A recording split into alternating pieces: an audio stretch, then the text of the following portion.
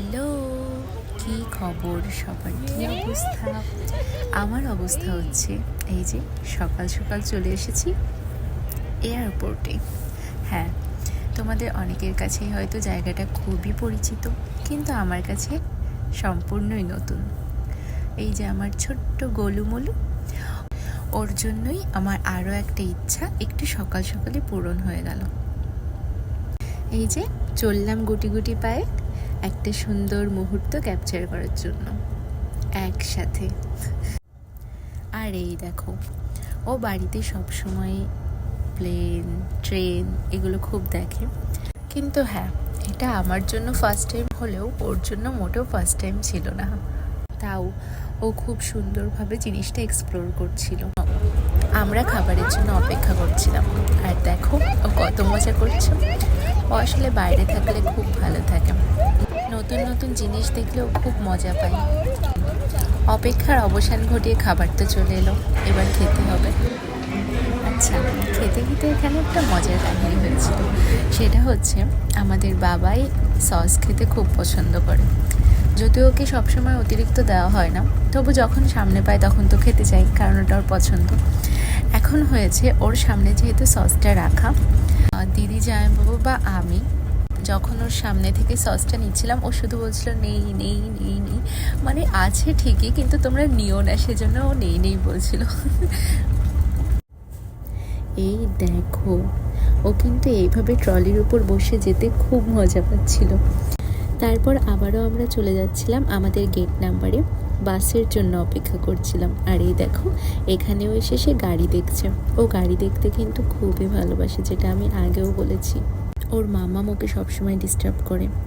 ও আগে কিন্তু মোটেই ক্যামেরার সামনে আসতে পছন্দ করতো না, কিন্তু এখন একটু হলেও ক্যামেরার দিকে তাকাই, আর আমি তারই সুযোগ নিই। 2 মিনিটেরও পথ নয়, তবু বাসে উঠে চলে গেলাম ফ্লাইটের কাছে। আর যত কাছে এগোচ্ছি আমার এক্সাইটমেন্টের গতিসীমা আরও দ্রুত বেড়ে যাচ্ছে। As I said, first time experience. যেদিন শুনেছিলাম টিকিট কনফার্ম হয়ে গেছে, সেদিন থেকে একটা অন্যরকম ফিলিংস কাজ করছিল।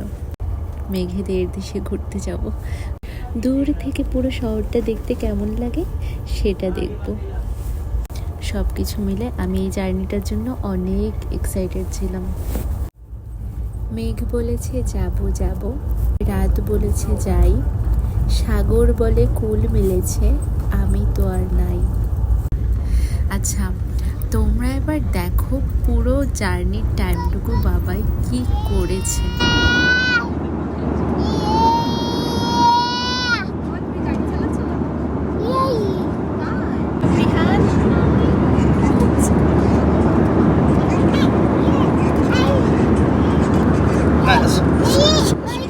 ওকে 1 সেকেন্ডের জন্য শান্তভাবে বসানো যায়নি। পাশের সিটে কে কী করছে, সামনেও আবার একটা দাদানও খুঁজে পেয়েছিল, জানো তো। তার সাথে খেলা করছে, পেছনের সিটে কে বসে আছে তার সাথে খেলছে। ইভেন যারা এয়ার হোস্টেস ছিলেন তাদের সাথেও ও রীতিমতো পুরো ফ্লাইটের এপাশ থেকে ওপাশ পর্যন্ত দৌড়াদৌড়ি করে খেলা করেছে, এবং তাদের কাছ থেকে গিফটও পেয়েছে।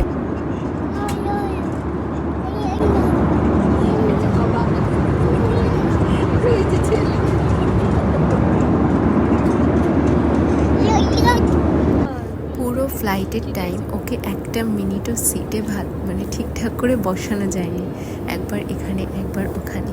আর এই দেখো, এখন আমার কাছে এসেছে ওখানকার যেসব মেনু কার্ড আছে, ও কী কী দিয়েছে, ওকে কী কী নেওয়া হয়েছে, সব কিছু এ টু জেড সব কিছু জানা থাকবে। আর আরেকটা কথা, ও খুব সচেতন মানুষ, মানে ওর সামনে থেকে কোনো জিনিস যদি লুকানোর চেষ্টা করা হয়, সহজে সেটা লুকানো যায় না। প্লাস ও সহজে কোনো কিছু ভোলেও না।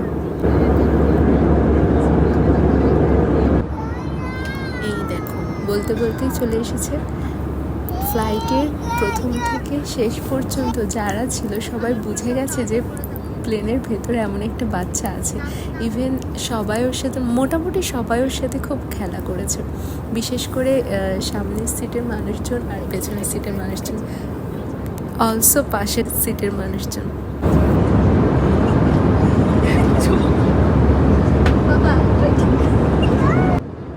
ওই এয়ার হোস্টেসদের সাথেও তার ভাব করা হয়ে গেছে, চলে গেছে তাদের কাছে আর গিফট নিয়ে চলে এসছে।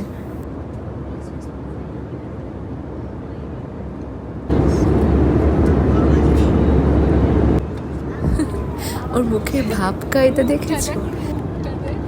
এখন তো আরও আদুরে কান্না শিখেছে, কেউ কিছু না দিলে নিজে নিজেই কান্না করে, কিন্তু চোখ দিয়ে জল পড়ে না।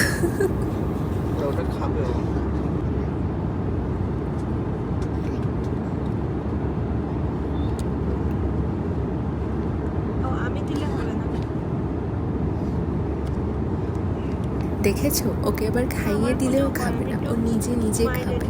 খুব বড় হয়ে গেছে আমাদের ছেলে। ও দইটা যদিও পছন্দ করে, তবুও কিন্তু সবসময়ের জন্য নয়, ঠিক ও যখন চাইবে তখনই। ও যদি 1 চামচ খেয়ে রেখে দেয়, তারপরে ওকে আর খাওয়ানোই যাবে না। আর এই দেখো, পেছনের সিটে কে কী করছে, তাদের সাথে ওর খেলা লাগছে।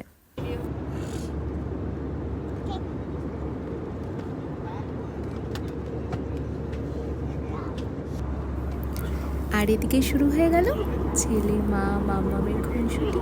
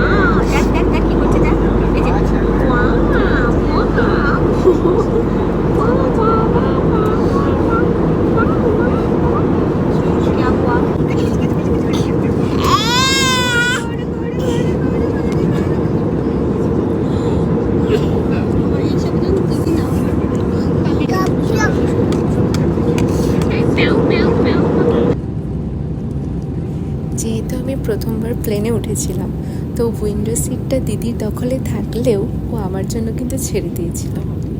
আর তারপর চলে এলো টাটা বাই বাই করার সময়। And welcome to Jaipur, the pink city of India. তারপরে আমাদের ক্যাব চলে এলো আর আমরা চলে গেলাম। টাটা, দেখা হচ্ছে নেক্সট ভিডিওতে, the entire tour of Jaipur.